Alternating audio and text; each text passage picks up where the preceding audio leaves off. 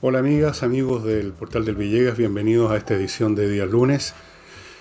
Espero que hayan tenido un buen fin de semana, tranquilo. Y entramos al análisis de la contingencia, como dicen.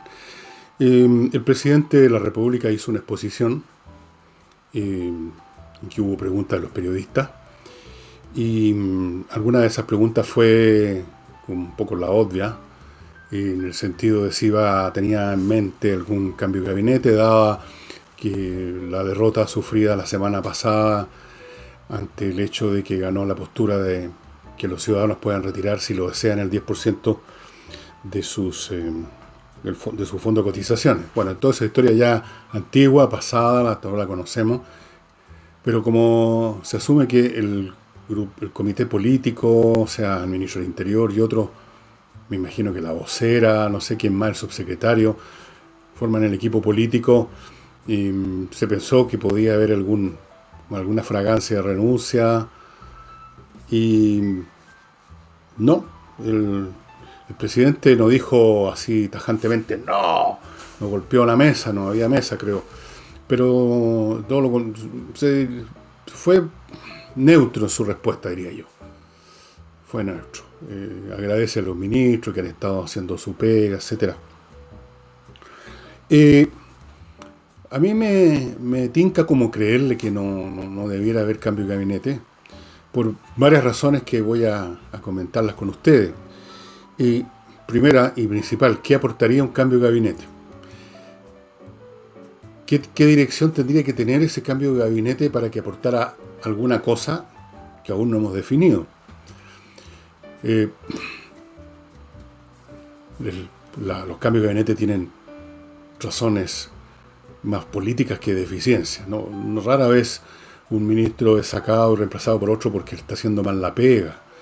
Eh, Puede ser, ya ha ocurrido, pero es raro, es más bien por razones políticas, para dar un golpe de timón, como se dice, qué sé yo. Pero aquí, ¿qué golpe de timón puede dar el presidente? Ninguno. El gobierno no es, para seguir con las metáforas náuticas, una embarcación que está en medio del océano y bien, uno puede ir a estribor, a babor, puede cambiar de rumbo, qué sé yo. Pero si usted está en un bote en las últimas etapas del río que conduce a las cataratas del Niágara, hay una sola dirección para dónde va la embarcación. Pongo las cataratas del Niágara como ejemplo, no necesariamente que haber una caída espantosa, sino que hay situaciones en que uno no tiene otra dirección hacia dónde ir que aquella donde ya está.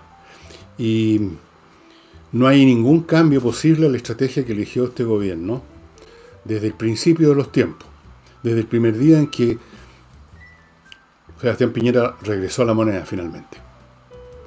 Yo me acuerdo que algunas personas hicieron bromas alegres, digamos, bromas nacidas del entusiasmo. No me voy a olvidar de alguien que dijo, lo leí en alguna parte, lo escuché, volvió el jefe. Como quien dice, había un despelote en este país, que lo había, pero volvió el jefe y las cosas se van a poner en orden. Pero la verdad es que no ocurrió tal cosa, no volvió el jefe y no se puso nada en orden. Desde el primer día el presidente quiso, por razones que supongo yo derivan de sus reflexiones sobre el estado de la nación, el estado del mundo, las ideas predominantes, la naturaleza mental de las nuevas generaciones, etcétera, etcétera. Tal vez hizo todos esos cálculos, tal vez no. El hecho es que desde el primer día él quiso hacer un gobierno donde la oposición cooperara. Y ustedes recordarán, aunque esto ya parece propio de la historia de los griegos de la época de las guerras médicas, que convocó a la oposición a que fueran unas mesas donde se iban a discutir una serie de temas, tema por mesa, en la moneda. Y fueron muy pocos los que asistieron a esas mesas, quedó nada de eso. Y los sucesivos llamados del gobierno en distintos momentos, ya sea directo o indirectamente, ya sea formal o informalmente, a la unidad, que estemos todos juntos, que el problema es común, que tenemos que hacer esto como chilenos, etcétera, tampoco han caído en terreno fértil. Y la estrategia da la impresión, voy a ponerle las palabras que se me ocurren en este momento, la estrategia de suavizar un tránsito inevitable hacia un mundo completamente distinto al modelo actual. Eso es. Como que Piñera y quizás otros se dieron cuenta que al parecer, según lo que ellos creen, según lo que ellos han visto, las fuerzas de la historia en nuestro país en todas partes llevan a la constitución de modelos sociales, económicos, políticos muy distintos a los que estaban vigentes hasta hace un año o dos atrás, y que ese tránsito es inevitable, que hay fuerzas históricas muy grandes, que no hay forma de pararlo, que no están los tiempos ya para hacer uso de recursos de fuerza, como se está viendo que ocurre también en todos los países del mundo donde hay problemas, ya vamos a ir a eso. Y entonces dijo, aquí lo que cabe es hacer lo más suave posible este deslizamiento, lo menos conflictivo, que no hayan choques, que no hayan enfrentamientos civiles, que no hayan balazos, que no haya muertos, que no haya despelote, que el país no se caiga a pedazos en medio de una refriega. Y yo creo que ese concepto está muy, muy vivo en el centro de la mente del presidente de la República y de otros, probablemente también, yo creo, del anestesista Blumel. Por eso está ahí, para cumplir con esa tarea. Es lo que se necesita, es lo que Piñera cree que se necesita. No un cirujano, mucho menos un matarife, sino un anestesista, para anestesiar las cosas, para bajarles el perfil, para suavizarlas, para que los revolucionarios, digamos, caminen sin dar taconazo, para que, en fin, todo eso. Y entró en esa estrategia desde el primer día, y esa estrategia fue profundizada no por su voluntad, sino que por los eventos que la izquierda, reaccionando frente a esa estrategia, lo que yo he llamado la coordinadora insurreccional, viendo esa estrategia como una muestra de debilidad, no como estrategia, sino como debilidad, inició los disturbios de octubre, que la prensa, gran parte de ella ya capturada en las redes del discurso políticamente correcto, inmediatamente se apresuró a calificar de estallido social. Ustedes esa historia la conocen. El gobierno tuvo que acelerar esta caída, esta entrega, esta rendición. Después vino la pandemia, después vino el tema económico, la retirada de los fondos, y el proceso continúa. Y a esta altura, entonces, cuando ya se ha profundizado tanto eso, que para la izquierda es proseguir con el proceso revolucionario de cambiar las instituciones del país, y que el gobierno ve ese mismo proceso como un tránsito inevitable, que hay que suavizar lo mejor posible, que hay que manejarlo de la manera menos dolorosa. Ustedes ven que al final de cuentas hay un complemento entre estas dos maneras de mirar las cosas. De ese camino, ¿cómo se podría salir ahora el gobierno? ¿Qué podría hacer el gobierno para cambiar este tránsito que ya ha profundizado tanto? Ustedes han escuchado seguramente, yo he escuchado, he leído por aquí, WhatsApp, qué sé yo, donde hay personas que se atreven directamente a pedir una acción militar, a llamar a un golpe de Estado.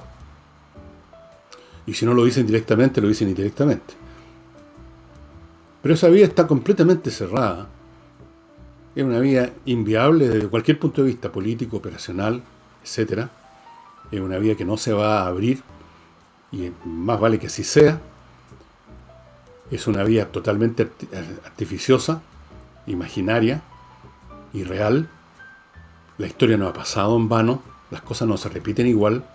Todas las partes toman lección de lo que ocurrió, y los militares tomaron lección de lo que ocurrió, o más bien dicho, de lo que les ocurrió a sus propios oficiales que estuvieron ocupando cargos de alguna importancia en esa época, e incluso algunos que ni siquiera estaban ocupando cargos de importancia. Los militares no están en esa parada. Es otra institución de lo que eran los años 70, 60, 50 y más para atrás. No piensan en absoluto, seriamente, tal vez habrá algún milico por ahí que se le ocurra eso, en una cosa como esa, en una salida, digamos, no democrática. Ese camino está cerrado. También está cerrado el camino de que, manteniéndose el gobierno, el Estado tal como es, un gobierno civil, democrático, con elecciones regulares, pero que pueda y deba, con respaldo constitucional y legal, hacer uso decisivo de la fuerza pública. Tampoco puede hacerlo, y no lo ha hecho.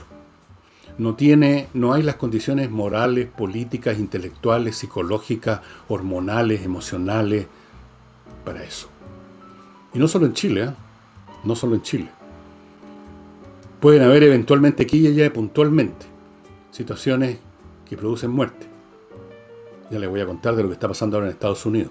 Pero no hay una acción institucional, grupal, corporativa, para la cual la violencia sea el instrumento obvio, lógico y que se va a usar o pretende usar algún día. Eso descártenlo completamente. Incluso esto vale, creo yo, para los movimientos insurreccionales que tenemos en Chile. Fíjense ustedes una cosa, esto es ser bien objetivo. El movimiento de la CAM en la Araucanía, un movimiento que no vacila en mostrar sus armas, un movimiento que ha sido entrenado, muchos de sus miembros por la guerrilla colombiana, un movimiento que toma acciones violentas, pero a pesar de que han habido incidentes y situaciones donde han habido muertes, no ha elegido la dirección política de ese movimiento, no ha decidido, no ha elegido y no quiere realmente hacer uso total de sus recursos de letalidad. No andan, digamos, como hemos visto en otras situaciones históricas en América o en otras partes, los revolucionarios o los combatientes de la CAM o como quieran, no andan directamente con la idea de ir a matar a alguien. No hay una idea de entrar a la pelea final ni con la policía, mucho menos con las Fuerzas Armadas, que tampoco tienen interés, mucho menos contra civiles que no tienen arte ni parte. Si la CAM hubiera querido matar gente, habría podido matar a mucha gente ya. No lo han hecho. No lo han hecho, ¿por qué? Porque los tiempos no han pasado en vano ni en Chile ni en el mundo. Y hay otras situaciones, hay otras condiciones psicológicas, políticas, culturales, que hacen, por un lado, poco practicable esa vía y poco querible además, salvo por extremistas que ya del mundo, ya sabemos de qué sector del mundo, donde están dispuestos incluso a la inmolación con el solo afán de matar gente en un lugar público, los que se hacen estallar una bomba en su cuerpo. Pero eso ya pertenece a otro universo, un universo de delirio, de odios que ya no tienen, digamos, manera de concebirse cuando uno es una persona relativamente normal.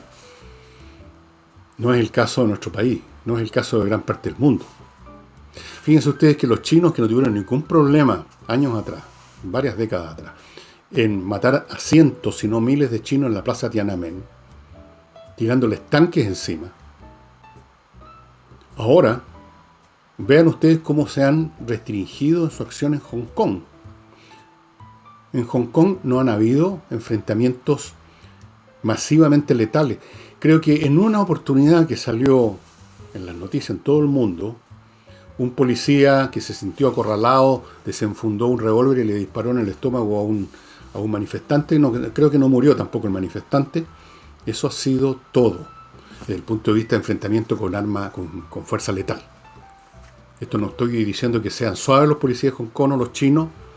Toman presos, seguramente apalean, mandan a campos de concentración, todas esas cosas. Pero aún así, aún en ese mundo donde no hay tantos escrúpulos y exquisiteces con la vida humana, hemos visto una acción donde Frentón se dice, bueno, vamos al jaque mate. Así es que este gobierno, que forma parte de este planeta, no tiene una estrategia alternativa a la que está siguiendo. Por lo tanto, volvemos al principio, ¿qué aportaría un cambio de gabinete? Una sensación de que hay un cambio, pero ¿un cambio para qué? No duraría ni 10 minutos la sensación de cambio. Así es que el presidente Piñera está haciendo lo que él considera correcto. Blumel, al que yo apodé el anestesista, está haciendo lo que él y el presidente consideran correcto. Y así todos los demás. Carol, ¿cómo se llama esta niña? Carla Rubilar. está haciendo lo que considera correcto. Y considerando todas estas circunstancias, ¿por qué no?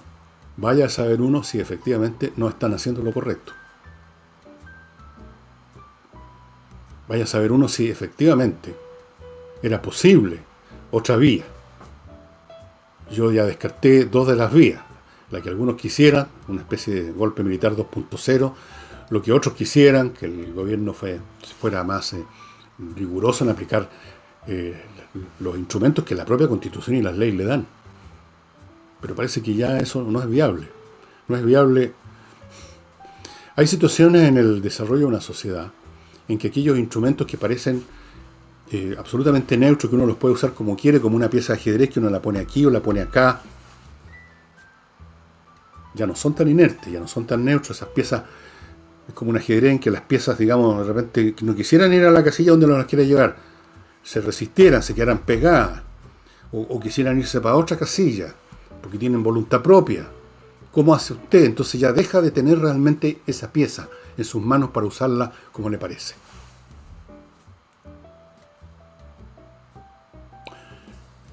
Yo vi una escena, y ustedes, estoy seguro que la comenté en algún momento, pero si no, da lo mismo, que ustedes quizás también vieron en esos días de octubre, noviembre del año pasado, cuando estaban los militares en la calle, donde no se disparó ni un tiro casi, salvo un incidente con un vehículo que se lanzó sobre los soldados, entonces le dispararon, creo que hubo un muerto, pero eso fue un incidente no corporativo, sino que aislado, individual, en ese punto del espacio y del tiempo. Una imagen que vi de un soldado bailando cueca con unos manifestantes me bastó como signo, como expresión de que si alguien quisiera manejar esas piezas en el tablero así o asá, se encontraría con que no es tan fácil. Y esas consideraciones, que yo las estoy haciendo de la manera más suave y cuidadosa posible para que no me acusen de ninguna cosa, porque hoy en día se acusa a todo el mundo de todo, eso es muy probable que esté con mucha más fuerza, con mucho más antecedente, con mucho más conocimiento de causa en la mente del anestesista, del presidente Piñera, etc.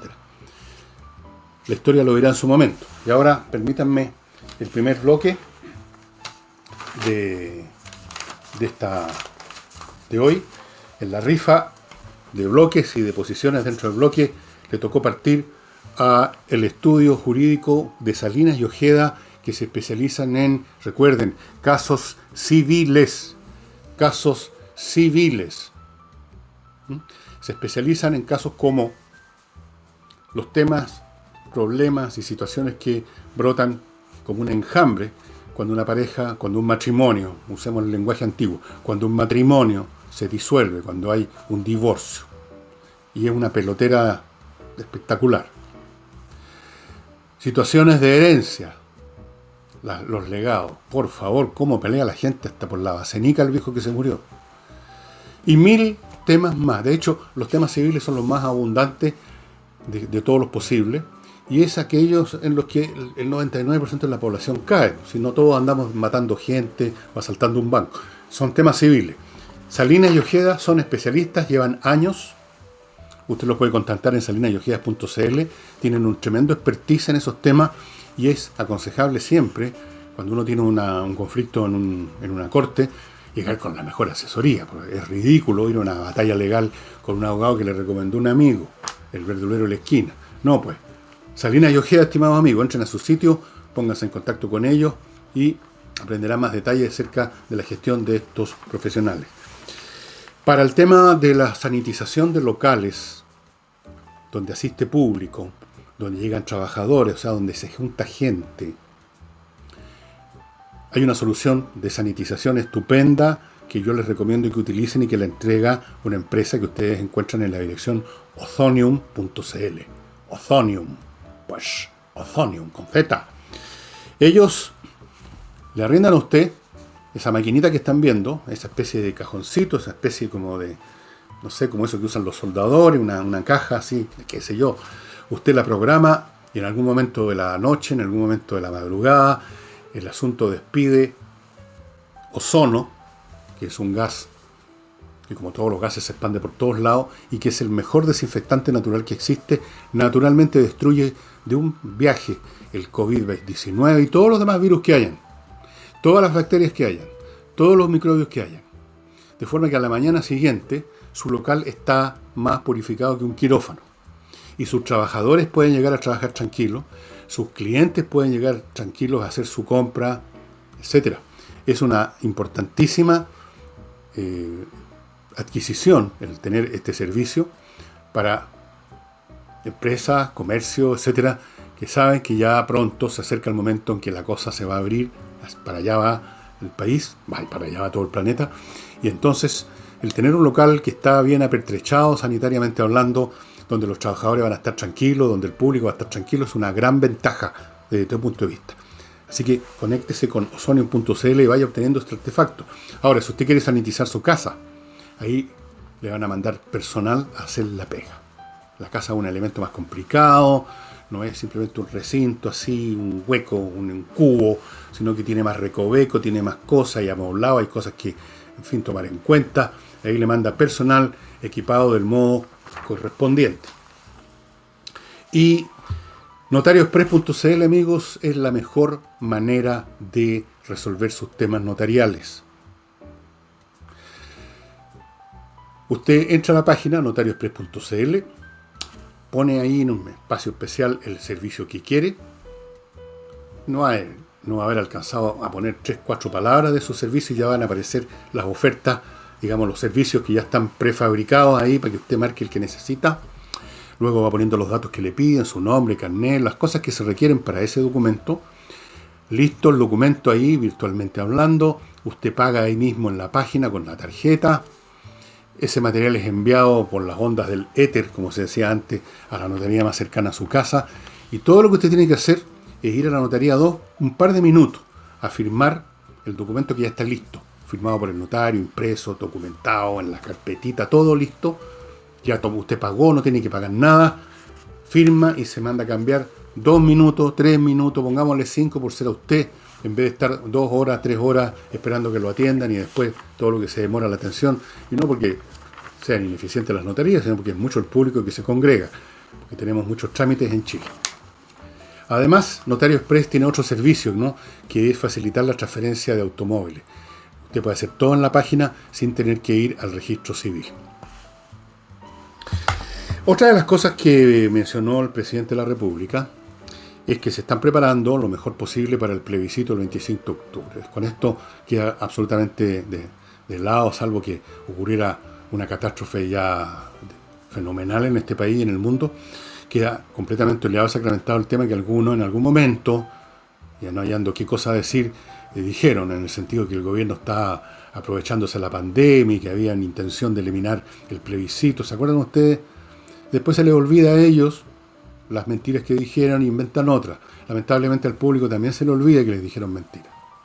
Recordemos a cierto organismo donde unos señores votados a macanudo anduvieron por una semana, tuvieron su semana de gloria y de notoriedad, poniendo en duda las cifras de muertos y cosas que da el gobierno. Resulta que no hace una semana atrás una organización internacional determinó que Chile era uno de los 5 países que mejor habían manejado las estadísticas, que estaban manejando las estadísticas. Pero eso se olvidó, ¿no es cierto? Esos señores pasaron a la historia. Ahora le toca el turno quizás a quién, al Tony Caluga. Ya. El hecho es que, entre algunos de esos Tony dijeron en un momento dado que el gobierno quería postergar el plebiscito. No es verdad. El presidente ya con esto queda más claro imposible. El 24 de octubre están viendo cómo lo hacen para que haya menos complicaciones sanitarias. Pero eso ya es un tema administrativo. Políticamente hablando, el tema está oleado y sacramentado. También reiteró otra cosa que está oleada y sacramentada y que debiera estar también, como dije, en encíclica o prédica del día viernes, que debiera estar también oleado y sacramentado para todos los ciudadanos, porque ya la cosa pasó, ya se votó en el Congreso y el 10% va a salir y no hay más que hablar. Y entonces el gobierno está en esa postura y están viendo, ya hubo las acciones suficientes y necesarias, y resulta que las cosas ahora interesa que se hagan bien, simplemente. Y el gobierno está trabajando para que se hagan bien. Las propias AFP han comunicado ya que están listos, que el jueves puede partir esto, que el jueves va a partir esto. El jueves la gente va a poder, los que quieran retirar esa plata. Y van a haber, parece que métodos por internet, otros no sé, pues irán físicamente a las AFP. Ahí verá usted, que si el que quiere retirar fondo cómo lo hace, pero el hecho es que el asunto se está trabajando administrativamente y parece que se está trabajando bien, incluyendo la AFP, puesto que en menos de una semana, después de la votación, la gente va a poder sacar ya plata, la primera lancha de plata. Después de todo, parece que este país, dentro de todas sus pelotudeces y sus defectos, que son innumerables, tiene algunas virtudes y una de ellas es que tiene algunos genes organizativos. Porque no tenemos nada, queremos hacerlo todo, dijeron en el 62 para el Mundial, y se hizo el Mundial acá y se organizó, pobre, no era un Mundial como los que vimos después, pero se hizo, no pasó nada, los partidos se jugaron, no hubo ni un disturbio, ni un percance, salvo el combo de Leonel Sánchez a un jugador italiano. Eso fue todo, eso fue lo más grave que ocurrió. Y en esta materia parece que las cosas se están haciendo bien, la gente va a sacar su plata, espero que a su vez la gente sea razonable y no salga corriendo ahora a pedir que abran los supermercados o que abran los malls para gastarse la plata. Espero que no hagan esa huevada, perdonen la expresión tan técnica, pero bueno, es su plata, hagan lo que quieran. Supongo que los comerciantes se están sobando las manos, se pusieron la servilleta, vienen a comprar. Vienen millones de chilenos a comprar, lo que hace rato querían comprar.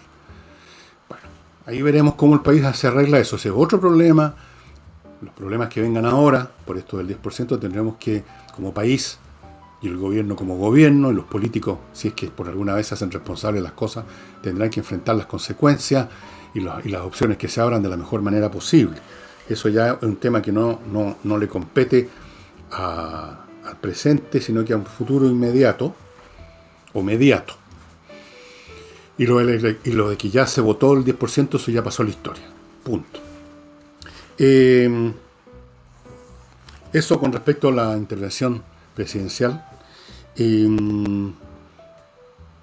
Una cosa positiva, para que empezar a ponernos a régimen con cosas buenas, porque pronto vamos a empezar todos a movernos. El 3 de agosto se termina definitivamente el tiempo que todavía tenían algún comercio para usar bolsas de plástico para entregar la mercancía. Quedan prohibidas las bolsas de plástico a partir del 3 de agosto, salvo para algunas mercaderías, en algunas circunstancias, como es fruta y cosas así que entregan en las ferias por un tema higiénico. Pero según los cálculos de algunas personas, solo con estas restricciones sobre el uso de las bolsas plásticas que han estado en vigencia creo que hace un par de años, más o menos, se le han ahorrado a la naturaleza, eso es lo que se dice, 5.000 millones de bolsas. Una cantidad bastante grande. Ahora,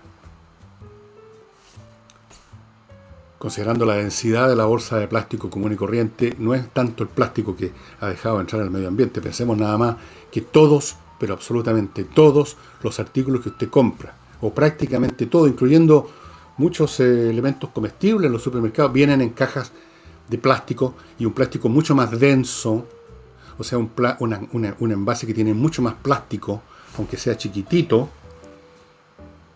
que muchas bolsas de plástico. No sé qué se va a hacer al respecto. Eso ya está bastante más complicado. Supongo que eso también tiene que desaparecer. Supongo que habrá que desarrollar plásticos que sean degradables. Porque cuando estas personas dijeron 5.000 millones dejaron de consumirse, en realidad el problema es que el plástico nunca se consume. Si ese es el tema. El plástico no degrada, no se desintegra como el papel, que se convierte en nada, literalmente. O sea, por supuesto, no se convierte en nada, nada se convierte en nada, pero se convierte en partículas infinitesimales o en moléculas que entran en otras cadenas moleculares, dejan de ser papel, se convierten en tierra de hoja, se convierten en abono, como la madera cuando se pudre, pasan otra vez al circuito de la naturaleza. El plástico no. Ese es el problema. Ese es el gran problema. Si el plástico se disolviera en la nada después de una semana de uso, no habría ni un problema. Ese es el punto. Así es que, en fin, pero sea como sea que se diga, 5.000 millones de bolsas de plástico menos significa que ahora se estarán produciendo 5.000 millones de bolsas de plástico menos. Imagino yo que hay una relación en eso bastante clara, ¿no es cierto? Si algo no se consume, no se compra, entonces no se fabrica. así de simple. Eh,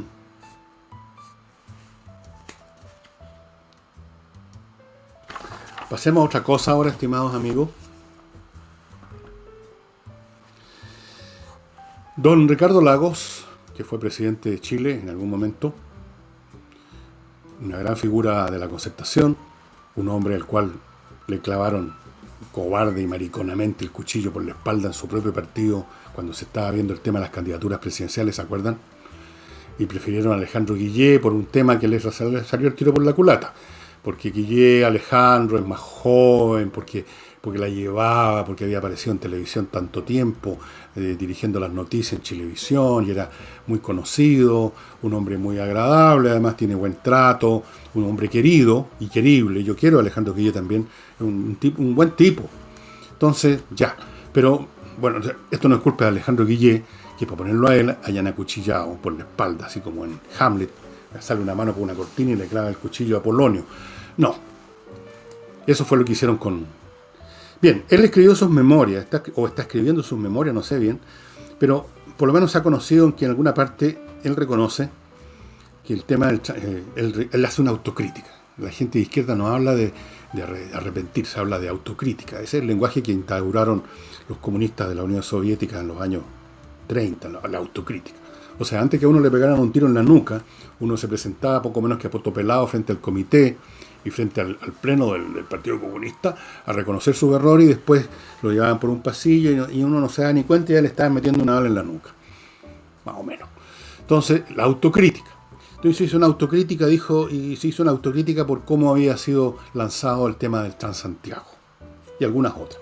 Y yo me quiero detener unos momentos en esto, porque si ustedes vieron el programa del sábado, yo analicé cómo las instituciones originadas en un momento dado del tiempo y el espacio por personas con nombre y apellido, actos que parecen tan pequeños, minúsculos, cosas que hace una persona o dos o tres, un edicto, una firma, cosas que parecen tan lejanas, digamos, de la majestad de los procesos históricos, son, sin embargo, las semillas que inician, desarrollan procesos que luego el que firmó, el que plantó la semilla, no tiene arte ni parte, pero que se originaron, él los originó esos procesos. Después siguen su curso. Bien, pues ya sabemos el curso que siguió el Transantiago. El Transantiago le ha costado al país, por fondos que tuvieron que irse dando para que siguiera funcionando, en el gobierno de la señora Bachelet, no sé cuántas veces, en el propio Ricardo Lagos me parece que tuvo que también alcanzó a dar, en el primer gobierno de Piñera.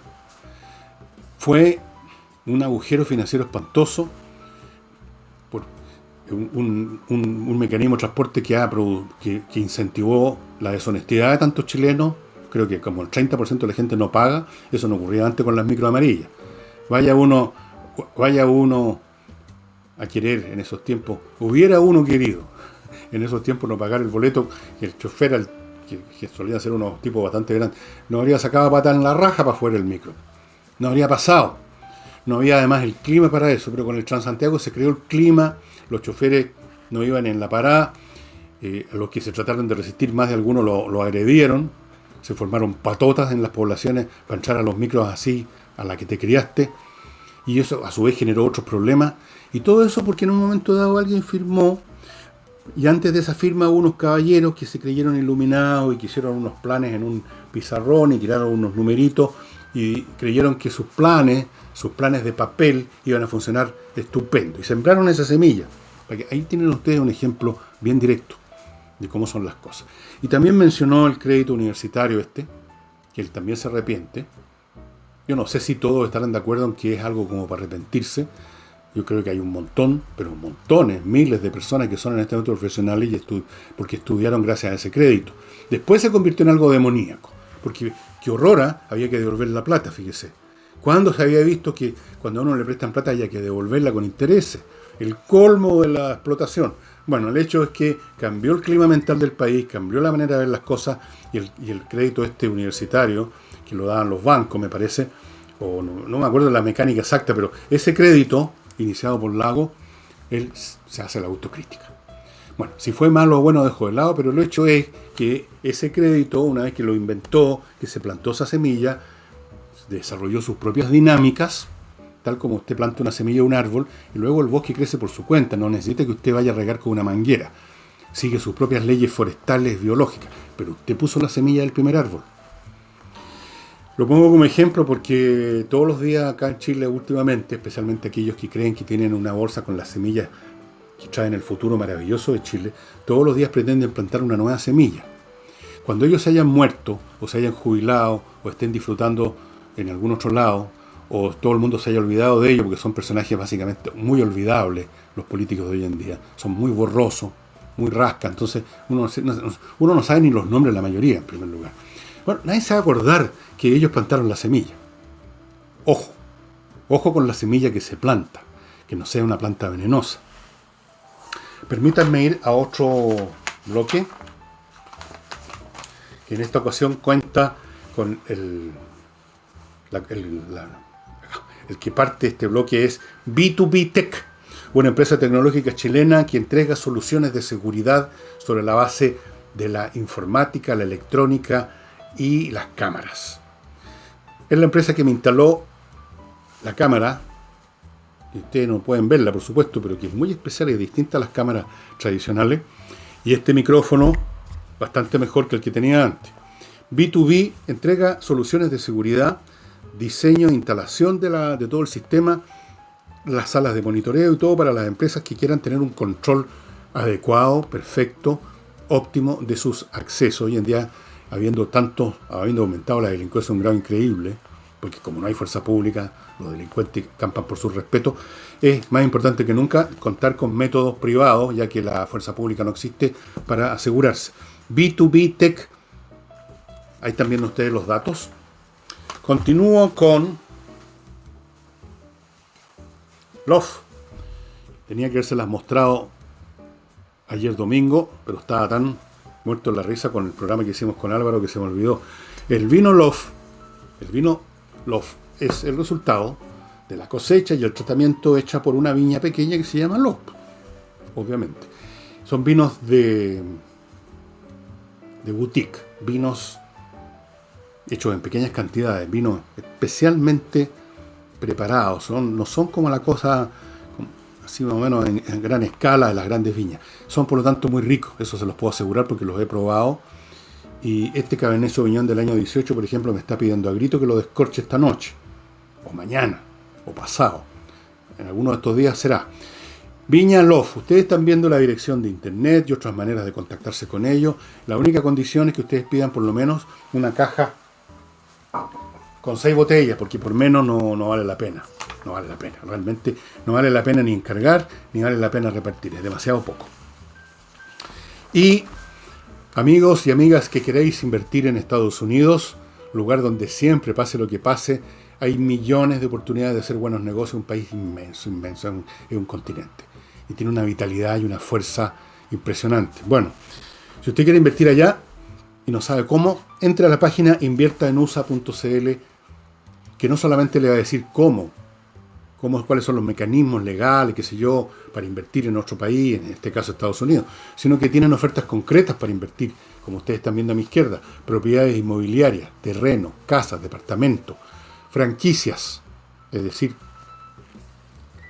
empresas productivas de alguna cosa, para que usted participe en ellas. En fin, hay muchas oportunidades, muchas más de las que yo les estoy diciendo ahora. Usted puede ver más detalles entrando a inviertanusa.cl y contactándose con ellos. Ellos además le pueden pueden otorgarle otros servicios, como por ejemplo tramitarle en 2 semanas una cuenta corriente en un banco norteamericano o conseguirle una visa de residencia en su calidad de inversionista. Ojo, como inversionista. Y pues hombre, que les digo una más antes de para no dejar muchas para el último bloque. Hey, ¿quiere usted vender su casa? Ya no comprar algo en Estados Unidos, sino que vender algo aquí en Chile. ¿Quiere vender su departamento, su fondo, su establo, lo que sea? Hey, el corredor más rápido, el corredor inmobiliario más rápido de Chile.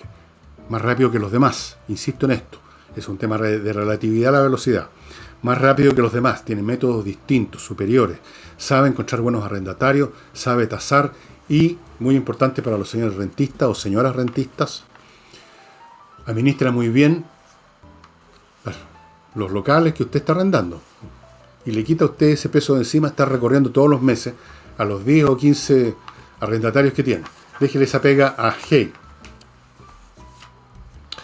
En estos mismos momentos, y así ha sido hace ya 2 meses, Estados Unidos sigue viviendo en 10, 12, 15 ciudades grandes, medianas y a veces hasta pueblos chicos, un permanente, un poco lo que vivimos en Chile, pero en una escala mayor, porque Estados Unidos es más grande y por otras razones. Un estado de motín, de peloteras callejeras, de vandalismo, de marcha, de protesta a veces pacífica y a veces violenta, salvaje, brutal, que no ha parado. Y lamentablemente el aspecto de violencia, como bien lo sabemos los chilenos, es el que predomina, el que deja huella. Una marcha pacífica no pasa nada. Pero los que participan en ellas y que se ponen violentos, esos dejan huella. Dejan edificios quemados, vidrios rotos, tiendas saqueadas, a veces dejan muertos también. Y lamentablemente esta situación no ha podido ser controlada por la policía por la misma razón que no se ha podido ser controlada en Chile, por la misma razón que tampoco la podían controlar en Hong Kong, hasta que los chinos decidieron crear estas leyes nuevas, que son más rígidas, pero vamos a ver cómo las aplican cuando otra vez empiecen a salir los protestantes a las calles en Hong Kong. Vamos a ver qué hace China en ese momento. Entonces, la policía no ha usado nunca armas de fuego, se limitan, como acá, al uso de gas lacrimógeno. Ya hubo una cosa que ellos llaman las bombas de atontamiento, que son bombas que por su flash de luz y su ruido dejan a la gente media desconchiflada. Acá creo que no se ha usado esa táctica. Pero con eso no ha sido suficiente, pues ya no es suficiente con eso. Usted no controla una masa que tiene la convicción, y una convicción totalmente fundada, de que la cosa no va a pasar al territorio de lo letal, que no van a haber balazos, que no lo van a matar a usted, que a lo más lo van a hacer llorar por una bomba lacrimógena, que a lo más lo van a dejar atontado con una bomba de estas de entontecimiento, stand bombs. No, pues, cuando usted tiene una masa de gente que además es apasionada, está enojada, enrabiada y entusiasmada con todo lo que han logrado hacer y siguen haciendo sin ningún costo, usted no los controla así. Y no los han podido controlar con la policía. A esto se han sumado el hecho de que un montón de políticos demócratas que tienen cargo como gobernadores o como alcaldes o como etcétera, se han sumado a la protesta. Se han sumado, en algunas partes se han sumado a la petición de quitarle los fondos a la policía, defund the police, quitarle los fondos, o sea, terminar con la policía. En otros casos simplemente les han cortado parte de los fondos, en otros lados los retiran. En Seattle, ese grupo que formó una especie de estado de pacotilla llamado Chas, ocupó, y lo usó como letrina, una estación de policía que los policías abandonaron. La policía normal de todos los días de Estados Unidos, esa que usted ve en las seriales desenfundando el Colt a la primera oportunidad, aquí no desenfundan, no se meten las manos al bolsillo ni para rascarse. Entonces, Trump inventó otra cosa, inventó un grupo de gente sacada de aquí y de allá, que actúa como un organismo federal para ir supuestamente a proteger los edificios federales. Recuérdense que Estados Unidos es un país federal, por lo tanto los estados se gobiernan en muchos asuntos por su cuenta, por eso tienen gobernadores que son como el presidente del país. El Estado federal solamente puede meterse en asuntos que conciernen a la federación, al Estados Unidos, a los Estados Unidos como federación. Por ejemplo, se habla de crimen federal si una persona que cometió un crimen en Oregon cruza la frontera al estado que está al lado. Eso se convierte en un acto, en un delito que ya tiene interés federal y ahí entra a tallar el FBI, que por algo se llama FBI, Federal Bureau of Investigation, Departamento o Oficina Federal de Investigaciones. Entonces, con este subterfugio de proteger bienes federales, es que ha hecho esta medida más o menos a media de estos personajes con una vestimenta, un equipamiento muy impresionante, pero que tampoco hacen uso de fuerza letal. Hacen uso de lo mismo, gases, stunt bombs, y de vez en cuando identifican a un tipo que es el que está llevando, el que está dirigiendo la cueca, el que está rompiendo, a veces de repente salen corriendo unos efectivos de este grupo especial, lo agarran y lo meten adentro de una van y se lo llevan a un interrogatorio. Con lo cual, por supuesto, se le dio otro motivo a los Dems para armar un escándalo enorme de que aquí se estaba entrando en un estado dictatorial. En otras palabras, el gobierno de los Estados Unidos no tiene cómo enfrentar esto. Por lo que le dije al principio del programa, porque en todos los países del mundo nos enfrentamos a una situación, a un contexto cultural, psicológico, político, que hace casi imposible o muy difícil el empleo habitual, corriente, de los otros tiempos en que se usaba destajo sin ningún problema y que era fuerza letal. Y si ustedes examinan la historia nuestra o la historia de otros países a partir de cierto año para atrás, van a ver que el orden social se mantuvo muchas veces a base de balazo limpio, con muertos, con masacres. No voy a entrar a evaluar si esos actos correspondieron o no correspondían. Estoy simplemente señalando el hecho de que hubo un tiempo en este mundo donde los estados, los responsables de los estados, no se les complicaba la vida si sus instrumentos, sus fuerzas públicas, usaban fuerza letal. Ahora eso cambió de tal modo que en Estados Unidos el gobierno no haya por dónde y cómo ir controlando esta cuestión. Pero hay otro elemento más que vi hoy, domingo en la noche, mientras grabo esto, lo vi durante el día, porque yo investigo todas estas cosas para hacer el programa, que me llama, que pone una nota extra de alarma en lo que está pasando en Estados Unidos.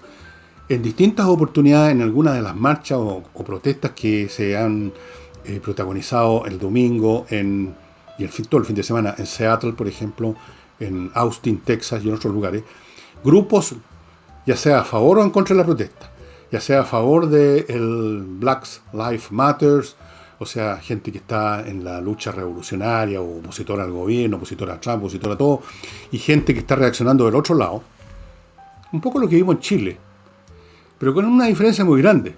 He visto a estos tipos armados con armas semiautomáticas, con escopetas, con los rifles que usted ve en manos de los soldados en las películas de guerra, M16 o las variantes actuales del M16, ya no se usa el M16, el M no sé cuánto, ya.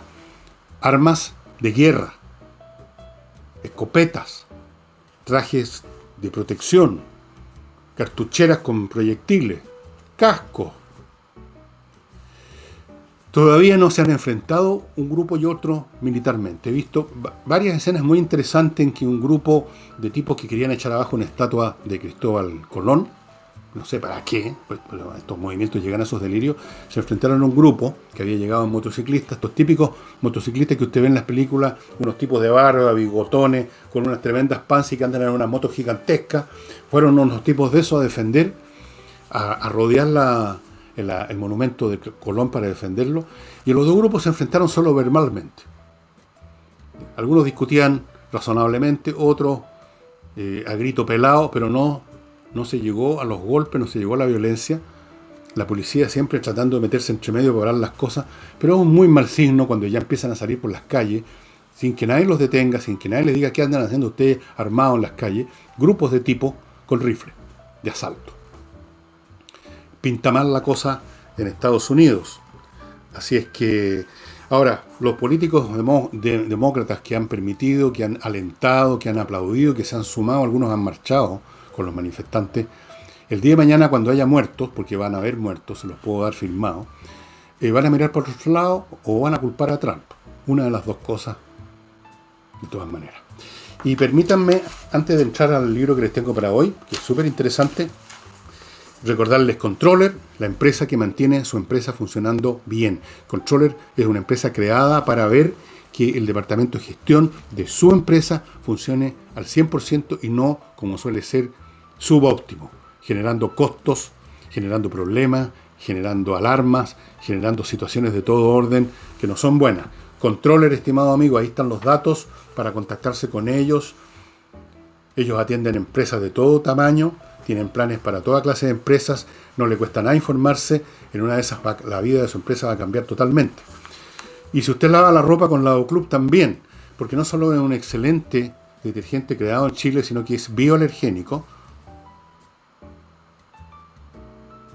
no le va a producir problemas a su piel, hipoalergénico debe haber dicho, biodegradable, ahora voy a decir hipodegradable, biodegradable, se disuelve estructuralmente, un detergente, un un químico basado en ciertos enlaces moleculares, eso se desintegra, no le hace daño al medio ambiente, no le hace daño a su piel porque es hipoalergénico.